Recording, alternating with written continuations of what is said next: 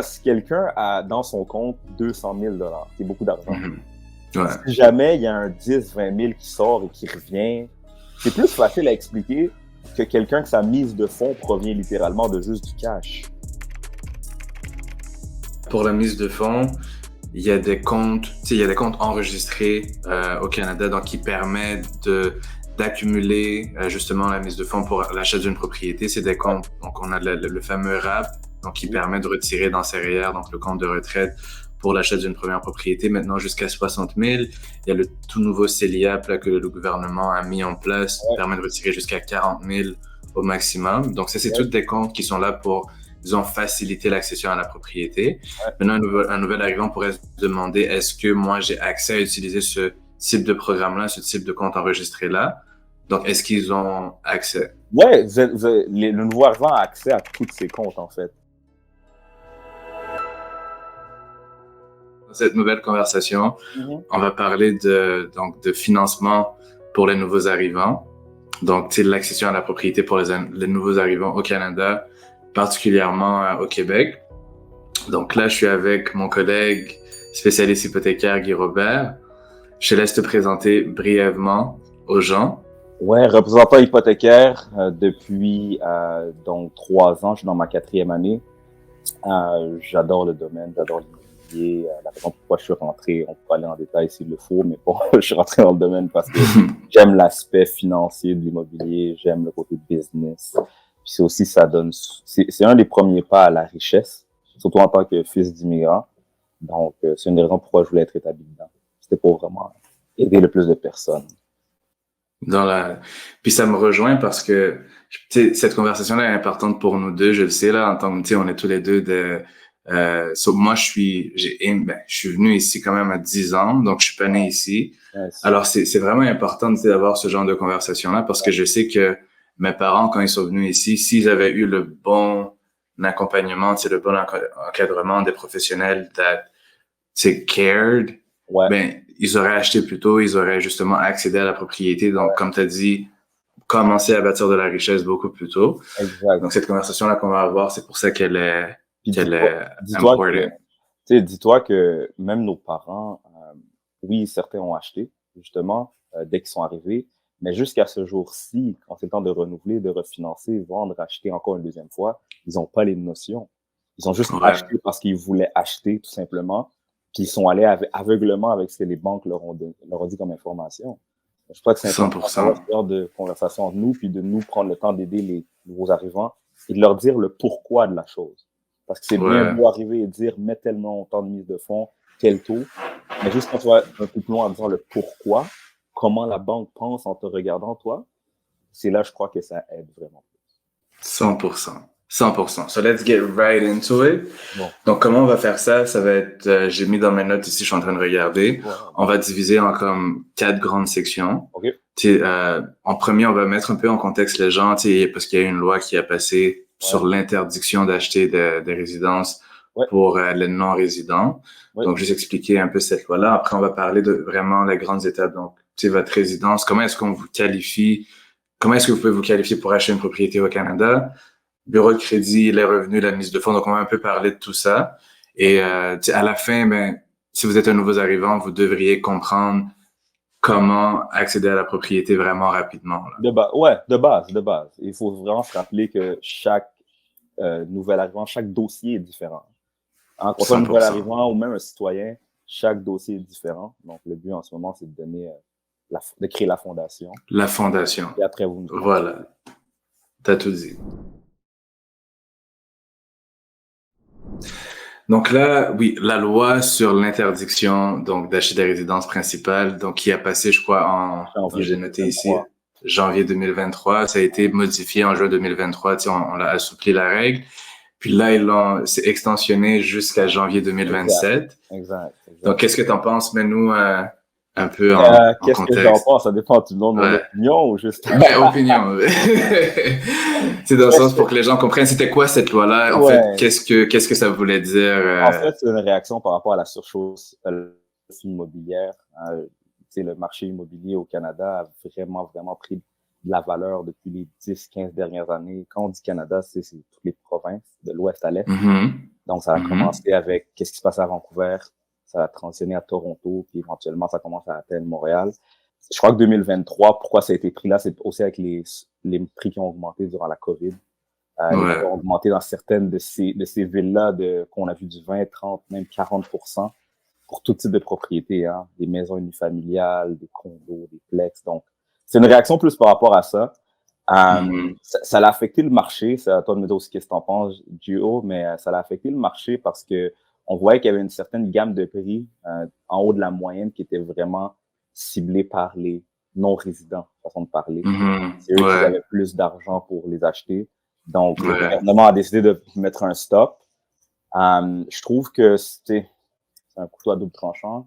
Je trouve qu'il y a des bonnes raisons pour, dont le fait que ça donne plus aux Canadiens accès à la propriété.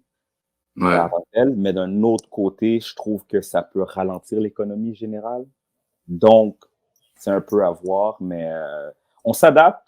Puis, juste pour revenir à ton point rapidement, par rapport à quand ils ont modifié la loi en juin 2023, oui, c'est restreint à certains degrés, mais c'est plus ou moins revenu à ce que c'était avant. Parce que, tu sais, en janvier 2023, ils ont pris la décision, OK, parfait, on arrête tout le monde. Tout le monde sans exception. Même si avec des permis de travail. Là, ils ont réalisé, attends, ça, c'est pas fair. Ça, c'est des gens qui viennent travailler, qui ont l'intention de venir habiter, ils ont des jobs stables, etc. On ne peut pas, eux, les empêcher. C'est pas eux qui viennent juste mettre leur argent pour un paradis fiscal. Là, en juin 2023, ils ont changé. Ils sont revenus un peu comme avant, mais on va aller en détail, mais il y a quand même des restrictions. Là.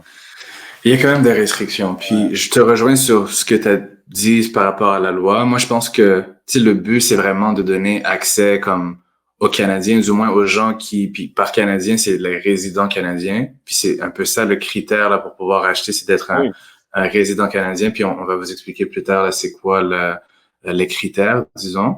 Mais c'est de donner un peu la chance et d'arrêter de la spéculation, de l'investissement étranger. Tu l'as mentionné là, qu'est-ce qui est arrivé à Vancouver, c'est terrible. Toronto. Mais en fait, c'est exactement ça. Puis regardez, on est dans un monde en ce moment on est dans une mondialisation de la business. Peu importe où est-ce qu'on est sur notre territoire, peu importe la province, peu importe le pays, on veut toujours suivre ce qui se passe quelque part d'autre pour investir et faire plus d'argent. Donc, tu sais, le Canada, tu peux dire, OK, le marché de Vancouver a été ciblé, parfait. Là, ils n'ont rien fait.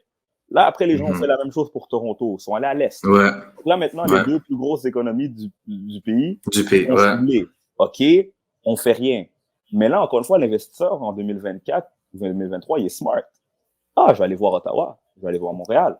Je vais aller voir Edmonton. Je vais aller voir Moncton. Cela, c'est comme, oh, attends, là, on se fait vraiment cibler comme genre, on n'est pas cher contrairement à d'autres pays. Nos lois sont assez faibles pour investir parce qu'on n'est pas habitué à voir ça ici au Canada. On n'est pas habitué à avoir cet influx d'argent. Donc là, on laisse au début, mais après, c'est comme, nous, pour les Canadiens, est-ce qu'il y a quelque chose qui peut être fait? Puis c'est de la spéculation, comme tu as dit. Hein? Et juste pour finir, il y a toujours un exemple que j'entends autour de moi, c'est comme les condos du centre-ville à 1 million. C'est pas celui qui a habité ici depuis 10 ans ou le Canadien qui va acheter ça. Qui va se l'acheter, tu comprends? C'est ça. Mais au final, c'est ça. Il y a des pour et des contre. Je pense que cette loi-là a été mise pour une bonne raison. Est-ce que ça va avoir l'impact? Parce que c'est le vrai problème aussi, c'est au Canada, il y a un problème d'accession à la propriété. Est-ce que ça va vraiment avoir un impact? Reste à voir, reste à déterminer, mais les raisons, je pense, ont bien été pensées, du moins. Tous ont bien été pensés pour le Canada, absolument. Ouais, ça a bien été pensé.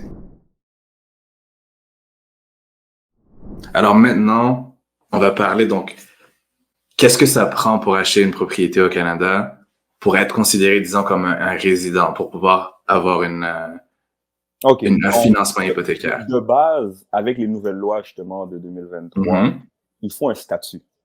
OK? Je crois qu'il faut déjà démystifier le fait que avant, les gens qui n'avaient pas de statut pouvaient venir acheter.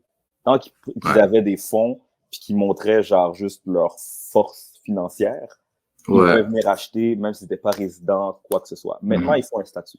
Que tu as un statut de un permis de travail, okay, qui est valide pour venir travailler, un permis d'études pour venir étudier, même dans certains cas, un statut de réfugié, et bien sûr, une résidence permanente ou en étant citoyen canadien. Si tu n'as pas un de ces 5, plus ou moins les institutions financières voudront même pas te regarder. Ouais. Parce que, oui, parce que je ferai une parenthèse. L'institution financière peut prendre une décision par rapport à ton financement, mais après, il faut techniquement signer devant un notaire.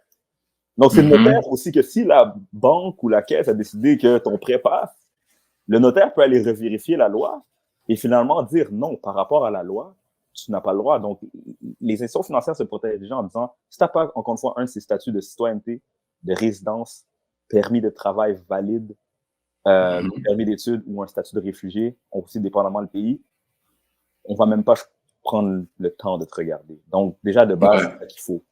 Ouais. Super. Alors, permis de travail valide. Ouais. Du moins pour le financement hypothécaire, là. Donc, voilà, ouais. Puis il faut vraiment préciser qu'il doit être valide pour 183 jours suivant la date de signature de notaire. Ce qui veut dire, nous sommes, par exemple, le 1er juin. Votre permis de travail, donc, doit être valide, pas à partir du 1er juin. Il devrait être valide à partir de 183 jours à partir de la date que vous avez signé au notaire. Donc, si vous signez au notaire au 1er juillet, le 183 jours part du 1er juillet. Donc, ça, c'est très, très important pour planifier son achat. Super. Les institutions financières, maintenant, veulent vraiment se baser sur ton intention de vivre. Je crois qu'on va aller plus tard dans les documents à avoir, etc. Mais ils veulent savoir, est-ce que tu veux vivre au Canada? C'est ça, c'est ça le plus important. Parce que si tu ne montres pas par ton statut d'emploi, ton employeur, les fonds, par exemple, de où ils viennent ou quoi que ce soit, est-ce que tu déclares tes impôts? Si tu ne démontres pas ça, l'institution financière va se dire, maintenant, dans aucun document du gouvernement, tu ne peux pas vivre. Donc, on ne peut même pas prendre la peine de qualifier. C'est un peu ça. De qualifier, puis ça me fait penser aussi qu'il y a des Canadiens qui pourraient quand même être techniquement considérés comme des non-résidents. Moi, par exemple, j'ai eu des clients donc qui sont citoyens canadiens mais qui vivent à l'étranger, qui gagnent un revenu à l'étranger. Alors ces personnes-là aussi sont affectées par la loi, donc parce que ils ne gagnent pas leur revenu au Canada, ils veulent. Comme tu as dit maintenant, qu'est-ce qu'on regarde, est-ce que tu as l'intention de venir t'établir ici, donc de vraiment venir, donc de démontrer que tu vas déménager, donc que tu as un nouvel emploi qui est au Canada. Et que tu payes des impôts. Juste préciser que tu payes. Parce que c'est aussi ça qui est important. C'est bien beau avoir un emploi. Pour revenir à ton exemple, c'est bien beau dire je suis Canadien, je reçois de l'argent, on va dire, de la France. Mais le Canada va se dire, OK, mais est-ce que tu payes de l'impôt fédéral et provincial ici? Parce que même si tu es Canadien, on s'en fout. Tu le sais? C'est un peu ça, right? Voilà. Donc, tout ça, c'est important. Alors là, je pense qu'on a clarifié. Donc, si quelqu'un, on va dire, est purement un nouvel arrivant, donc tu viens d'un autre pays, à partir du moment que tu as un statut, tu as un permis de travail qui est valide, qui sera valide 183 jours après la date où tu as notarié ta transaction.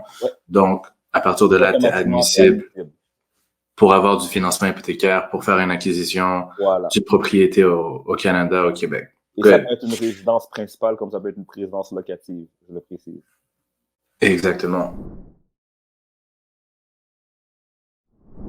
Maintenant, pour la mise de fonds, d'accord? Donc, la liquidité que ça prend pour acheter une propriété, ça, je sais aussi, il y a beaucoup même pour les Canadiens, là, mais il y a beaucoup disons, tu sais, c'est pas clair pour beaucoup de personnes, alors on va le clarifier. C'est quoi la mise de fonds minimale pour un nouvel arrivant, c'est-à-dire quelqu'un qui a un permis de travail, qui n'est pas encore résident permanent ici au Canada? C'est quoi la mise de fonds minimale pour acquérir une propriété? Ben, c'est plus ou moins comme un citoyen. Lorsque ton statut est défini, tu pourras mettre 5% de mise de fonds pour condo, maison unifamiliale, jumelée, duplex. Tu pourras mettre 10% pour un triplex, quadruplex.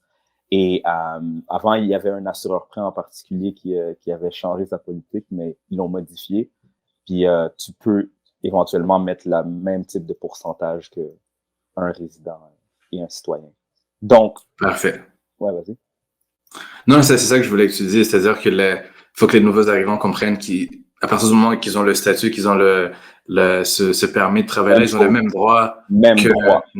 Voilà. Ce que j'aime dire, moi, aux clients nouveaux arrivants que j'ai, c'est vous allez avoir les mêmes droits, les mêmes taux, les mêmes obligations. Il y aura juste quelques documents additionnels, puis que ça, on pourra aller en détail, là. Mais il y a juste quelques documents additionnels qu'il faut fournir. Sinon, vous avez les mêmes conditions hypothécaires. Parfait. Puis aussi, vu que tu l'as mentionné, mise de fonds 10% pour triplex et quadruplex, c'est tout nouveau parce qu'avant, on permettait pas aux nouveaux arrivants, c'est-à-dire quelqu'un qui n'était pas encore résident permanent, de s'acheter tu sais, un 3 logements ou un 4 Ouais, logements. absolument. Alors, tu sais, les règles se sont assouplies, puis maintenant, on leur permet. Donc, c'est vraiment à 100% là, vous avez les mêmes droits que C'est tous tellement un les bon autres. point, parce qu'avant, Ouais. c'est très vrai, il y a quelques mois, on peut juste financer des maisons, condos, tout ce qui était une propriété que tu voulais juste vivre et pas faire louer. Et Ouais, ou duplex aussi, ouais. voilà. Mais là, parfait. Alors, la mise de fonds, pareil que les Canadiens. Même Donc, chose, ici au Canada. elle doit juste préciser pour la technicalité des choses, elle doit être dans le compte au moins 3 mois en avance de ton financement. OK? Ouais. Moi, je dis toujours, parce que c'est vrai que des fois, les nouveaux arrivants, ils ont de l'argent en dehors du pays, là. Je leur dis toujours, si jamais c'est le cas, amenez votre argent un 6 mois même. Parce que si jamais l'institution financière a un doute que genre, tu as juste mis de l'argent dans ton compte 3 mois parce que tu connais les politiques, ils peuvent te demander des fonds additionnels. Donc, juste Ouais. pour te protéger, je dis toujours, amène l'argent le plus rapidement au Canada. Puis nous, on va regarder les 3 derniers mois. Des fois, même, ça va jusqu'à 6. Les 6 derniers mois. Dans certains cas, c'est possible aussi, si l'argent, par exemple, est à l'étranger, qu'on puisse l'accepter. Oui. Ça, puis il y a de la documentation supplémentaire qu'on pourrait demander là-dessus. Ben, Ça peut venir. très simple. Ça, c'est très simple. Dis-toi que la plupart des pays que les institutions financières acceptent, ils ont les mêmes types de relevés, les mêmes types de systèmes qu'au Canada. Alors, si tu veux juste démontrer un relevé de l'institution, c'est le relevé qui est signé ou juste qui est officiel de l'institution, et ça va avec les 3 mois. Si tu montres les 3 derniers mois, on va assumer que tu amènes l'argent de ce pays au Canada, donc on peut l'utiliser. Je l'ai littéralement fait la semaine passée pour un dossier. Non, c'est ça. C'est possible d'avoir ces fonds à l'étranger, même s'ils n'ont pas été rapatriés ici, là, de l'utiliser pour la mise de fonds. Donc, je voulais apporter cette précision-là. Puis aussi, bon, les nouveaux arrivants, des fois, au niveau culturel par rapport à l'argent, comme tu l'as mentionné, des fois, on garde du cash, on garde... C'est moi, je suis haïtien, donc on a le fameux copsol, des façons entre nous d'accumuler, tu sais, donc, qui sont pas nécessairement... disons que les institutions financières, tu sais, les gens dans le back-office vont pas comprendre et vont pas... Alors, qu'est-ce que tu pourrais donner comme conseil, disons, là, premier conseil, éviter les virements et les dépôts de montants suspects. Qu'est-ce que je veux dire par ça? C'est que, tu sais, des fois, on va regarder, si on regarde un relevé bancaire, on va regarder l'argent que tu reçois de ta paye, plus ou moins. On va dire que tu reçois 2000 à chaque 2 semaines, on va regarder ça. Mais le moment que tu commences à avoir des virements de, tu sais, non identifiables, 2000, 3000, 5000, 10 000 $, déjà là, c'est un red flag. Donc, tu sais, je suis pas nécessairement contre le Copsol, comme tu as dit, où genre, tu sais, moi, les Africains, je sais qu'ils ont toujours de l'argent cash en tant que tel à garder, des milliers de dollars. Il n'y a rien de mauvais. Mais pour planifier ton achat, faut encore une fois revenir avec le concept de mettre l'argent dans ton compte bancaire, qui soit disponible, et le garder au moins, ça revient à 3 mois. Parce que le 3 mois, il faut comprendre que c'est pas les institutions financières nécessairement des fois qui demandent ça. Hein. C'est l'assureur prêt. Right? C'est l'assureur prêt. Donc, l'institution financière fait juste suivre ce que l'assureur lui demande. So, pour revenir, moi, je suis pour, en fait, le partage entre nous, les communautés. Je suis actually pour ça. Surtout si ça fonctionne, je ne fais pas, genre, avoir. Je suis pour ça. Mais lorsque c'est le temps d'acheter une maison en utilisant le système d'ici, canadien, faut simplement se préparer. Donc, viens pas me voir parce que tu as 20 000 $ cash. Façon de parler. Moi, je vais te dire, parfait, mets-le dans un compte et viens me parler en 3 mois. C'est tout. Ou, d'autres explications peuvent être fournies, mais sinon, la majorité des cas...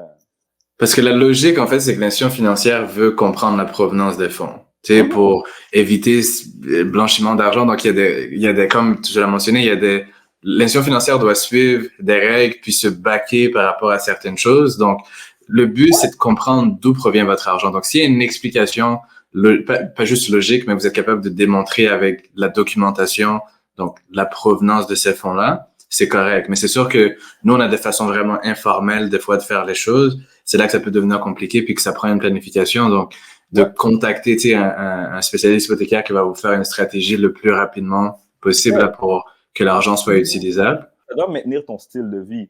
Je dis comme ça, si quelqu'un a dans son compte 200 000 $, c'est beaucoup d'argent.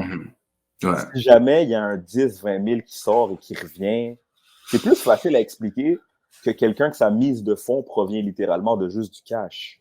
Ouais. Je me suis donc, ici, c'est important. Moi, ce que j'explique justement à nos confrères, nos consoeurs, c'est il y a de la logique derrière le système. C'est pas juste une question de chiffres puis qu'on met Ouais. des chiffres dans un système. Non, il y a de la logique. L'analyste là qui va voir ton dossier, il veut se dire, OK, lui, là, sa mise de fonds est de 20 000 $. Ben, son 20 000 $ est mieux d'être plus ou moins stable. OK, s'il y a un 2 000 qui sort là, 3 000, peut-être, mais l'analyste doit avoir un 10 000 et un 20 000 qui sort et qui revient. Ouais. Parce que c'est la mise de fonds au complet. Ouais. Tu me suis? Donc, 100%. c'est important juste de mettre l'argent dans un compte, essayer de ne pas le toucher. Et si on le touche, de façon minime. Un peu. Ouais. Pour au moins 3 mois, comme on a dit. Pour au moins 3 mois, il n'y aura pas de souci. Yeah. Exact. Parfait. Puis, pour la mise de fonds, il y a des comptes, tu sais, il y a des comptes enregistrés au Canada, donc qui permettent d'accumuler justement la mise de fonds pour l'achat d'une propriété. C'est des comptes, donc on a le fameux RAP, donc qui permet de retirer dans ses REER, donc le compte de retraite pour l'achat d'une première propriété, maintenant jusqu'à 60 000. Il y a le tout nouveau CELIAP là, que le gouvernement a mis en place, permet de retirer jusqu'à 40 000 au maximum. Donc ça, c'est tous des comptes qui sont là pour, disons, faciliter l'accession à la propriété. Maintenant, un nouvel arrivant pourrait se demander, est-ce que moi, j'ai accès à utiliser ce type de programme-là, ce type de compte enregistré-là? Donc, est-ce qu'ils ont accès? Ouais, le nouveau arrivant a accès à tous ces comptes, en fait. C'est pour donner accès à la propriété à tout le monde qui a, pour revenir à ce qu'on disait au début, un statut. Donc, tout le monde, dès que tu as un statut, plus ou moins, tu as accès à la propriété. Puis, je les suggère souvent à tout ce qui est CELI, les fonds mutuels, les REER, CELIAP, maintenant. Parce que qu'est-ce qui est bien avec ces comptes-là, c'est pas juste de l'argent qu'on met dedans. Vu que c'est souvent des fonds de placement, c'est de l'argent qui se justifie. Donc, tu gagnes à travers les mois et l'année 5%, 10%, 12% de rendement. Des fois, dans des bonnes années, tu vas avoir 15-20. Ça va faire que le montant initial que tu mets, quand ça sera temps de le retirer pour la maison, tu auras un petit peu plus. Et souvent, quand c'est le temps d'expliquer notre dossier, c'est beaucoup plus simple lorsqu'on fournit un relevé de ces programmes-là, de ces comptes enregistrés, que des comptes chèques et épargne qu'on sait qu'il y a de l'argent à gauche et à droite qui peut sortir. Non seulement les nouveaux arrivants ont accès, mais je les suggère fortement de les utiliser. Super. Donc là, on avait mentionné le type de propriété admissible, c'est-à-dire que les nouveaux arrivants donc pouvaient vraiment acheter le même type de propriété que les Canadiens, donc maison, duplex, triplex, quadruplex en tant que propriétaire occupant. Même du locatif. Même du locatif, bien sûr. Ils ont accès maintenant à acheter avec 20% de mise de fonds pour faire louer. Mais c'est important de préciser. Je sais pas si je peux donner une anecdote maintenant. Ben oui. Non, vas-y. C'est important, OK. Donc, c'est important que depuis la nouvelle règle de janvier à juin 2023, le nouveau arrivant, lui, avec le permis de travail, peut seulement acheter une propriété. Et pourquoi je le précise, c'est qu'avant, il n'y avait pas cette notion-là. Avant, c'était une propriété principale. Et après, si jamais tu avais de l'argent, tu pouvais acheter du locatif. Ouais, à partir de juin 2023, le nouveau arrivant avec un permis de travail, permis d'études, statut réfugié, peut seulement acheter une propriété, peu importe le statut. Et mon anecdote, je le dis rapidement, j'ai un client qui a acheté en octobre 2023, avec 20% de mise de fonds, un condo locatif. Donc, il a acheté 20% de mise de fonds, il a fait louer tout de suite. Il est venu me voir, puis il a dit, le premier financement, c'était pas avec moi, mais il est venu me voir, et il m'a dit, Guy, on m'a dit que finalement, je pouvais acheter avec 5% de nouvelles propriétés. OK? J'ai fait mes recherches. J'allais sur HHL, etc. Ça me montrait que oui, vous pouvez acheter avec 5% de mise de fonds. 5%. Tout est approuvé. Il achète son nouveau condo, 5% de mise de fonds, parce qu'il voulait vraiment y vivre. Et tout est bien. Par contre, c'est arrivé au notaire. Donc, tout le monde a accepté, hein. Je répète, la SCHL, les analystes, nous, tout le monde, pas de souci. Ça arrive au notaire. La notaire fait un petit clic, elle est genre, toi, il me semble que je t'ai vu il y a quelques mois parce que c'est moi qui ai signé ton hypothèque, tu vois. Il me semble que je t'ai vu, toi, il y a quelques mois. Il a dit, ouais, parfait, nanana. Elle demande, bon, voici ton statut. Son statut n'avait pas changé, il était toujours un non-résident avec permis de travail. Mais lui, il avait planifié son achat pour que la signature du notaire soit avant le fameux 183 jours d'expiration. Donc, tout était en règle. Il avait même acheté dans ce qu'on appelle un RMR, qui est une région métropolitaine, donc une grande ville, techniquement au Québec. Grande ville. Donc, tout était formel. La notaire, elle a mis un pause sur la transaction, elle a fait ses recherches, je lui donne ce chapeau. Elle a fait ses recherches, elle est allée à la chambre des notaires, elle a bien lu la loi, lettre par lettre, et elle est revenue en nous disant, mais techniquement, toi, tu n'as pas le droit d'acheter. Parce que oui, tu avais raison, si tu avais acheté avant juin 2023, avant janvier 2023 même, avec ton achat locatif, tu aurais pu. Mais en date d'aujourd'hui, en printemps 2024, tu ne peux plus acheter parce qu'elle stipule bien qu'un non-résident peut seulement avoir une seule propriété, peu importe le statut. Donc, c'est très important de savoir ça. Puis, j'allais un peu plus loin. Si elle avait continué la transaction, oui, parce que techniquement, elle aurait pu. Mais elle allait être admissible d'être comme responsable d'avoir passé cette transaction. Et pas juste elle, tout le monde qui y suit. Dans la chaîne, ouais. Dans la chaîne. Le représentant hypothécaire, l'acheteur, l'institution financière, ainsi de suite. Donc, c'est important de savoir que les règles envers les nouveaux arrivants, ils changent. On est dans une période en ce moment qui semble changer à chaque 6 mois. Il faut s'adapter. Ouais, il faut s'adapter. En date d'aujourd'hui, on a accès à une propriété. Si, et là, je lance ce mot-là au public, si jamais tu es un non-résident avec permis de travail qui a acheté avant janvier 2023, tu es admissible. Tu es admissible à la deuxième propriété. Tu auras le droit d'en avoir une deuxième. Pas une troisième, mais une deuxième. Mais si tu es quelqu'un qui a acheté, peu importe, locatif ou résidentiel, après janvier 2023, tu n'as plus le droit. Une seule propriété. Et je pense que, justement, donc la transaction, comme tu l'as mentionné, elle s'est rendue vraiment jusqu'au notaire, puis c'est là que, puisque le notaire, c'est le spécialiste au niveau de la loi, donc qui va s'assurer de respecter. Alors, si vous êtes dans une situation qui pourrait être ambiguë, zone grise, vous savez pas, est-ce que, peut-être vous avez acheté comme en décembre 2022, mais la transaction s'est notariée telle date. Donc là, ce serait vraiment peut-être de contacter justement un notaire pour voir est-ce que la transaction va pouvoir se conclure si vous êtes dans une Vous pouvez contacter un notaire pour être proactif, ou bien sûr, vous pouvez contacter un de nous. Encore une fois, nous, on doit s'ajuster, c'est notre travail. Mais c'est juste que des fois, il peut y avoir de l'ambiguïté. Et comme je viens d'expliquer, l'institution financière est un peu indépendante de qu'est-ce que le notaire va décider. Oui, ils sont comme en business ensemble parce qu'on collabore, on n'a pas le choix. Mais de notre côté, une institution financière peut dire oui, nous, on prend le risque. Par rapport à ses politiques et sa position. Mais à la fin de la journée, qui a le mot final, c'est le notaire. Ouais. On le veuille ou pas. Donc, mais la loi, en fait. C'est la loi. C'est la loi.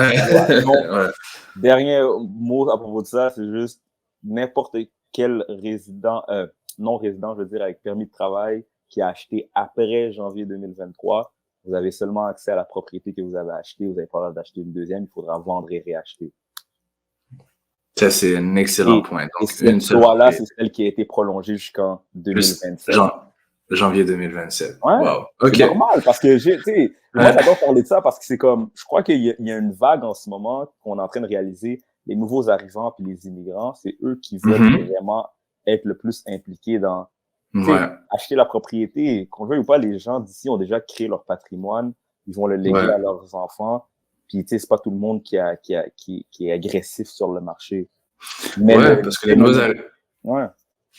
Mais c'est ça, le nouvel arrivant, je trouve que c'est un bon point, mais c'est quelqu'un qui a laissé son pays, laissé un endroit donc, il n'est pas venu ici pour, disons, je peux dire, dormir dans un sens. Donc, c'est des gens qui veulent continuer qui partent pas nécessairement de zéro parce qu'ils avaient peut-être construit quelque chose où ils étaient, puis qui veulent. C'est tellement vrai. C'est ça, qu'ils prennent pas pour acquis d'arriver ici, c'est-à-dire qu'ils veulent profiter un peu du système financier qu'il y a ici pour créer de la richesse. Donc, c'est le rêve qui a été vendu.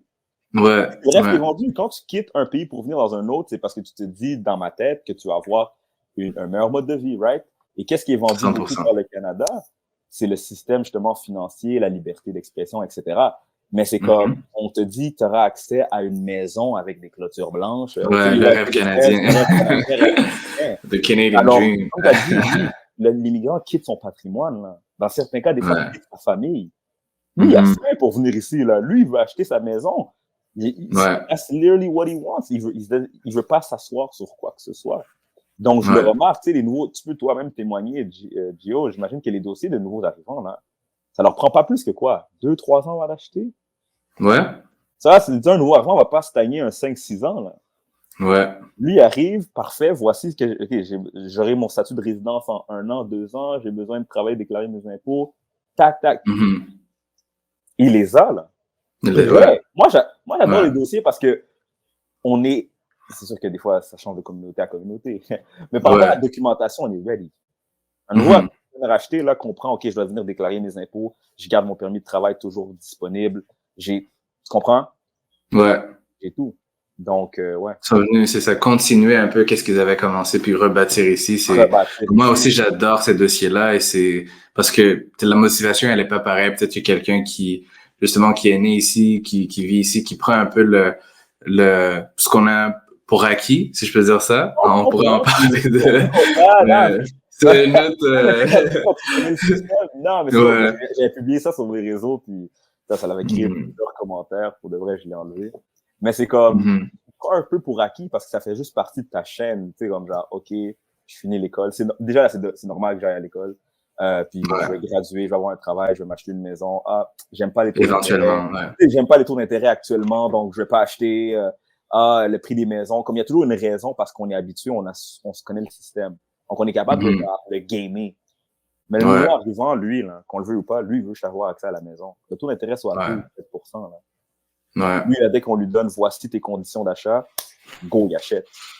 Go, ouais. Et donc, c'est pour ça aussi que je veux vraiment... C'est bon cet épisode-là parce que c'est important de dire vous pouvez toujours acheter, c'est toujours possible. Puis il n'y a rien qui vous empêche. Là. Puis on est là justement pour vous aider. 100%.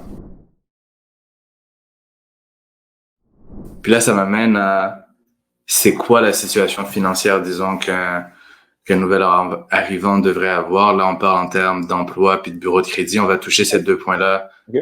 Donc, au niveau du bureau de crédit, donc quelqu'un qui vient d'arriver, c'est quoi les conseils que tu pourrais donner à la personne pour établir un un crédit au Canada le plus rapidement possible? Premier conseil, déjà de base, parce qu'on va vous demander certains documents par rapport à votre logement. Donc là, je regarde de base. Ayez un bail à votre nom. OK? Parce que dépendamment de votre transaction, on va demander de 6 à 12 mois de paiement de loyer. OK? Déjà de base. Donc, sous-louez pas un bail, ayez pas vie chez quelqu'un, ayez un bail à votre nom. Numéro 2, prenez-vous une responsabilité par rapport à votre bail, que ce soit une facture de télécommunication, d'Internet, de chauffage, donc Hydro-Québec, quoi que ce soit. Ça, c'est de base. Parce que ça, c'est des documents qu'on va vous demander, qu'on ne demanderait pas à un citoyen. On va demander justement vos preuves de payer votre loyer à temps et une des factures de service public de votre loyer à temps. Donc ça, c'est pour le crédit hypothécaire. Donc si on parle du crédit général, première chose que je dis, c'est qu'on n'aime pas le crédit, je le sais, mais ayez une carte de crédit. Ouais. Parce que nous, on va demander 2 lignes de crédit, 2 produits de crédit. Mais au moins, si on commence avec une, ça sera bon. Déjà là. Okay, c'est déjà ça. Ouais. C'est déjà ça. Puis, je dis souvent que si l'hypothèque sera plus ou moins 1500, 2000, 2500 $, ayez une carte de crédit avec une limite de ce même montant. Plus élevé, c'est encore mieux. Mais des fois, je vois des clients qui ont on leur donne leur première carte, donc ils ont 500 $, 1000 $, puis vu que j'utilise pas trop de crédit, j'ai une carte de crédit, c'est correct, c'est chill. Non. Essayez d'avoir, premièrement, appliquez pour une carte de crédit de banque, peu importe les banques et la caisse, appliquez une carte de crédit et essayez d'avoir une limite qui est aussi élevée que votre paiement hypothécaire, puis de nos jours, ça sera plus ou moins 2000, 2500 $. Ouais, pour démontrer exactement que vous êtes capable de gérer le crédit. Parce qu'ici, au Canada, c'est important le crédit, right?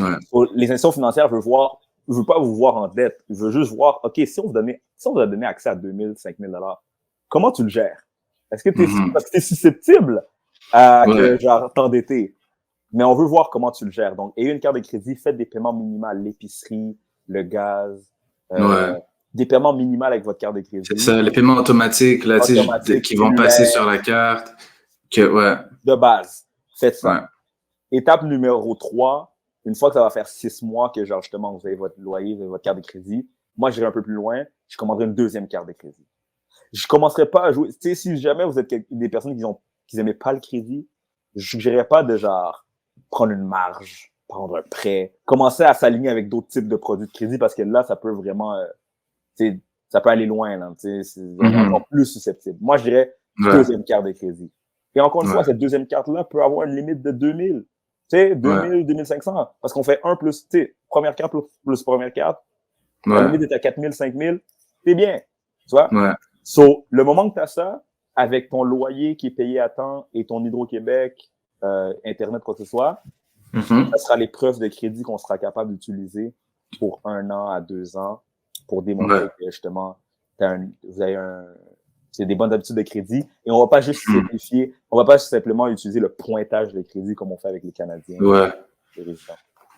100%. Puis je tiens à mentionner aussi que si, par exemple, comme tu as mentionné, pour venir supporter, parce que quand on est un nouvel arrivant, des fois, on n'a pas justement assez d'historique de crédit ici. C'est pour ça, comme Guy Robert l'a mentionné, loyer, donc preuve que vous payez super bien certaines factures publiques, ça va vraiment venir vous aider.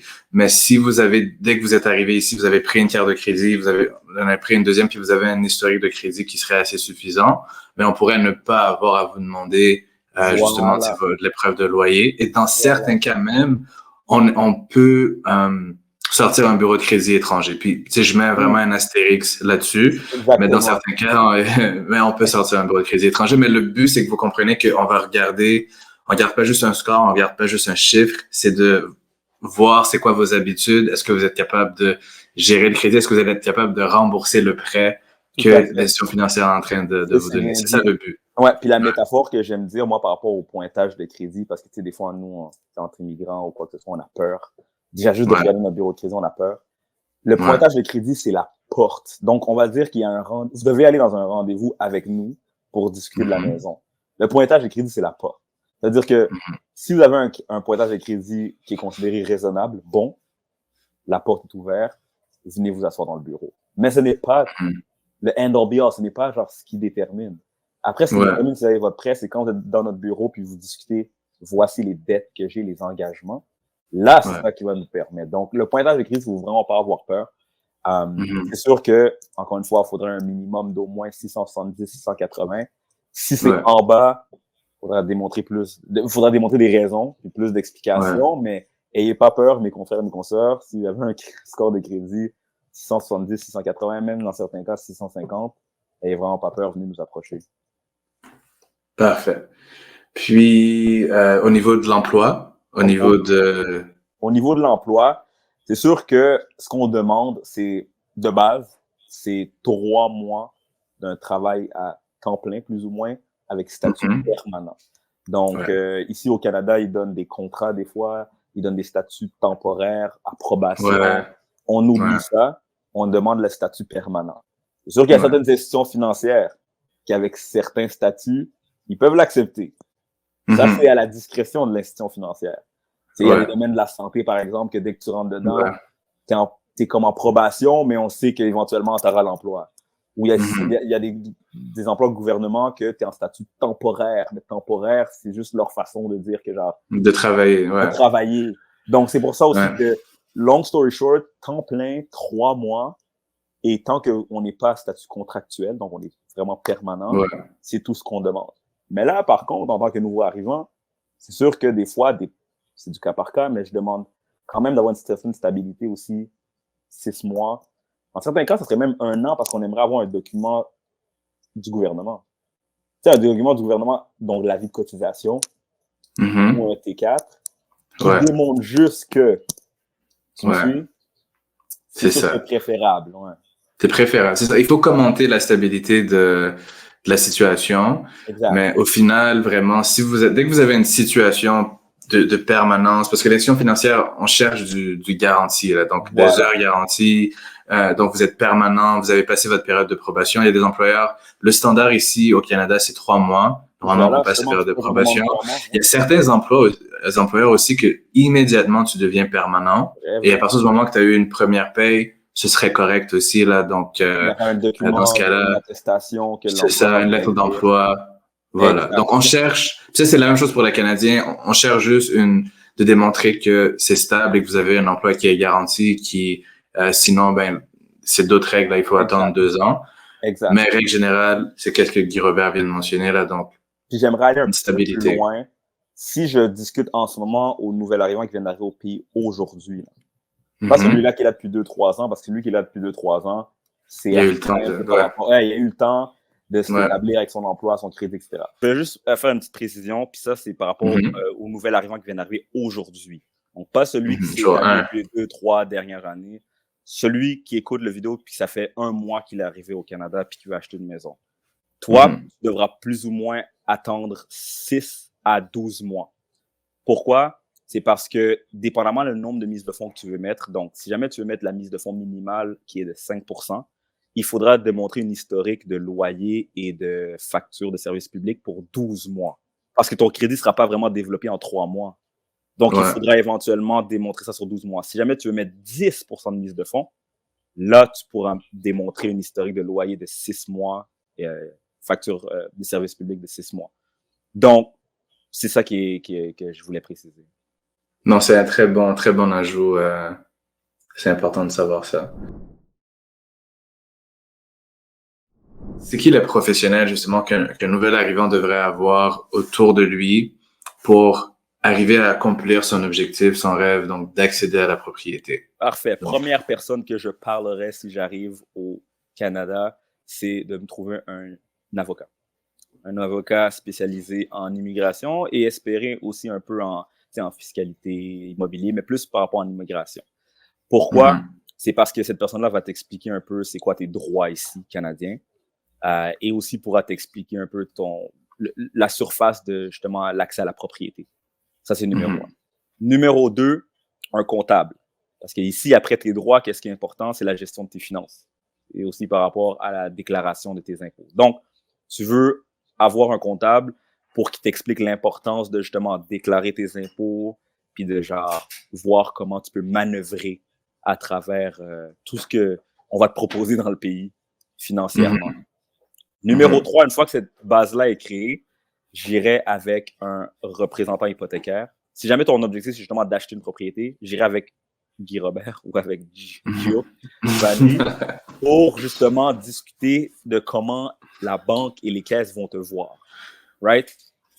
Pour savoir quelle documentation à préparer, qu'est-ce qu'il faudra expliquer, comment comme démontrer son argent, son crédit, etc. Okay? Ensuite, 4e personne, j'irai voir, en fait, un courtier immobilier. Un courtier immobilier, bien sûr, de confiance. Espérons ce courtier-là peut collaborer avec soit le représentant hypothécaire, le comptable ou l'avocat. Comme ça, tout le monde est vraiment en équipe. Ensemble. On parle d'un concept d'équipe. Un courtier immobilier, c'est quelqu'un qui va te permettre de justement faire des visites, courtier ou agent immobilier, peu importe le terme que les gens veulent utiliser. Tu pourras faire des visites de la négociation par rapport au prix, les conditions de ton achat. Parce que lorsque tu achètes une propriété, c'est aussi un contrat très long et légal qui va être intimidant dès le début. Cette personne-là, c'est la personne qui va t'aider à travers le tout. Et la 5e personne, pour de vrai, non, moi j'en ai juste 4. Hein, ça me dérange pas de jouer 4 contre moi, je mettrais vu qu'on parle d'un starting 5, donc une équipe de 5 pour accéder à la propriété ici. Moi, je mettrais l'inspecteur. Je mettrais un bon inspecteur parce que c'est l'inspecteur, it's a must. Tu sais, avoir un bon inspecteur parce que c'est un bien immobilier, donc qu'on mettrait là-dedans. Puis sur le bench, like the 6th player, un conseiller financier, un bon conseiller financier justement pour les comptes comme les CELIA, parce que nous, on est des spécialistes hypothécaires, on ne touche pas à tout ce qui est placement, etc. là, dans ces comptes-là. Donc, tu sais, un conseiller financier pour aider à structurer la mise de fonds, c'est un bon 6e. Là, C'est tellement un bon point. J'aime bien ton point à propos de l'inspecteur. Parce que le nouveau arrivant achète la propriété juste, il la voit. Je ne dis pas qu'il ne fait pas their due diligence ou whatever, mais qu'on le veut ou pas, on veut tellement avoir accès à la maison qu'on voit une maison puis on se dit automatiquement, elle est belle, je veux l'acheter, elle est en bon état, on fait une offre. Mais l'inspecteur, c'est vrai que c'est la personne souvent c'est le 3&D, tu sais, lui qui va dans le coin, là, qui fait le droit, qui défend. C'est lui que personne vraiment parle trop, mais c'est lui qui est aussi important, tu vois, parce que c'est lui qui va arriver en disant non, j'achète pas cette maison-là. Tu sais, je donne un petit exemple, là. J'avais un client l'année passée, je me rappelle elle, parce qu'elle était genre, la maison avec le rapport d'inspection montrait que genre, elle était pas en bon état. Mais elle, bien sûr, avec la mentalité de nos pays, non, je vais travailler plus, je vais accumuler de l'argent, je vais faire les rénaux moi-même, je vais payer des gens. là, je lui disais, c'est bien beau ça, mais ici au Canada, on veut une certaine garantie dès le financement que la maison est en bon état. Et si on ne l'a pas, on ne peut pas. Donc, l'inspecteur est très important. J'aime le fait que tu parles de coming off the bench, le conseiller financier. C'est la personne qui va se dire, OK, si tu as du cash, peu importe la source, comment tu peux t'assurer qu'elle est fructifiée, right? Elle est maximisée. À place d'avoir j'ai de l'argent comme ça à dire je veux une mise de fonds, comment on peut s'assurer que cette mise de fonds-là devienne de l'argent disponible pour les frais de démarrage? Hein? Comment on peut s'assurer de savoir que tu peux, avec le REER, par exemple, sauver en impôts à la fin de l'année? Donc, ça, c'est un très bon point. Puis, tu sais quoi, je rajouterai une 7e personne. Peut-être que dans certains cas, il n'est pas toujours important. You don't play that person every game. Mais tu sais quoi, je rajouterais avoir l'employeur de son côté. Qu'est-ce que je veux dire sur ça? C'est ton employeur. Là, assure-toi que l'employeur te donne le statut permanent. Il te donne de la bonne documentation. Et aussi, parce que des fois, l'employeur est important pour ta résidence. Hein. On oublie ça. Tu sais, des fois, l'employeur que tu as, dépendamment de la compagnie pour qui tu travailles, c'est ça qui fait que tu as ta résidence plus rapidement ou qu'il n'y a pas de souci dans le renouvellement de ton permis de travail. Mais sans l'appui de ton employeur, tu peux attendre à travers des délais tellement importants d'avoir ces documentations-là que, genre, au projet immobilier, tu ne l'as pas, tu ne le complètes pas, tu me suis? Donc, je crois que comme 7e personne, je rajouterais d'essayer d'avoir son employeur sur son bon côté, puis, right? Ouais, je suis d'accord avec ça. Non, c'est un excellent point parce que même des fois, il y a des transactions qui traînent un peu parce que, tu sais, justement, l'employeur était pas... Il faut contacter l'employeur pour avoir un certain document, puis c'est un peu plus long. Mais tu sais, d'avoir l'employeur de son côté dès le début, c'est vrai que ça peut faciliter. Là, je le verrais bien comme un joueur important dans l'équipe. Puis je vais aller sur le point que tu disais un peu plus tôt dans le recording. Tu disais l'intention d'habiter. L'employeur est très important dans l'intention d'habiter, surtout si tu viens d'arriver ou si jamais ton employeur est américain, mais tu es au Canada. Tu me suis? On va dire les grosses multinationales, les Google, les Microsoft, quoi que ce soit. Eux veulent... Tu dois avoir l'employeur de ton côté pour dire non, nous l'avons dit qu'il peut aller à nos bureaux de Montréal, il peut travailler de la maison, il a l'intention d'y habiter. L'employeur va donner son étampe, tu vois, will put a stamp to it. So, c'est important dans certains cas. Ouais, d'avoir... OK, donc là, l'équipe, en gros, c'est avocat, un comptable, un spécialiste hypothécaire, un courtier immobilier, un inspecteur, aussi donc un conseiller financier, planificateur financier, donc avoir l'employeur. Donc ça c'est l'équipe. Puis pour un peu finir, ce que j'aimerais dire, c'est que vous avez votre équipe, mais c'est vous le coach. Donc c'est vous le coach de cette équipe-là. Donc c'est vous qui savez c'est quoi vos objectifs financiers, vous savez c'est quoi votre budget. Puis toutes ces personnes-là sont là pour travailler pour vous. Donc très bien dit. Exactement. Donc, c'est vous le coach de cette équipe-là, puis c'est des professionnels qui sont là pour travailler pour vous, pour vous aider à atteindre votre objectif. Donc, c'est la meilleure façon de le voir. Au Canada, surtout au Québec, on dit que le client est roi. Puis ça, c'est à tous les niveaux. Hein. Donc, même dans les finances, dans l'immobilier, le client est roi. Puis c'est bien ce que tu viens de dire, Gio, parce qu'oubliez pas que tout le monde travaille pour vous. Alors, c'est par rapport au type de maison que vous recherchez. C'est par rapport au type de rendement dans vos finances que vous voulez avoir. C'est par rapport au statut que vous voulez avoir. Comme tout le monde travaille pour vous. Si je peux faire un plug à notre travail, nous, Gio, nous de notre côté, on travaille pour vous, 100%, mais nous aussi, on a des restrictions par rapport aux états financiers que vous démontrez. Vous allez avoir une certaine limite et il faudra respecter cette limite-là. Autre que ça, le reste, plus ou moins, travaille pour vous. Exact. All right.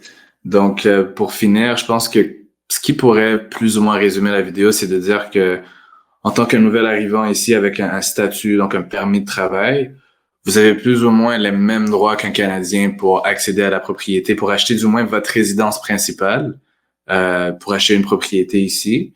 Donc, l'important, c'est juste d'être bien entouré, d'être bien accompagné, puis faut être bien entouré, il faut être bien préparé. Et moi, j'ai une phrase que j'aime dire, c'est comme un de mes catchphrases là, quand je parle avec les clients, c'est le financement. Puis ça, c'est pour les nouveaux arrivants comme pour les citoyens, mais pour tout le monde. Le financement hypothécaire, c'est simple. OK? C'est simple, faut pas se compliquer la vie.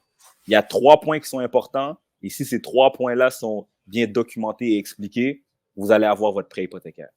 Ça se résume à, on en a parlé, les revenus, la mise de fonds et le crédit.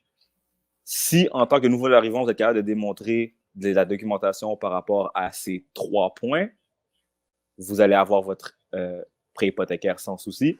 Vous allez avoir votre rêve canadien. Vous allez avoir votre rêve canadien sans souci. Et là, il faut juste s'assurer que tout soit bien planifié et ne pas rusher les choses.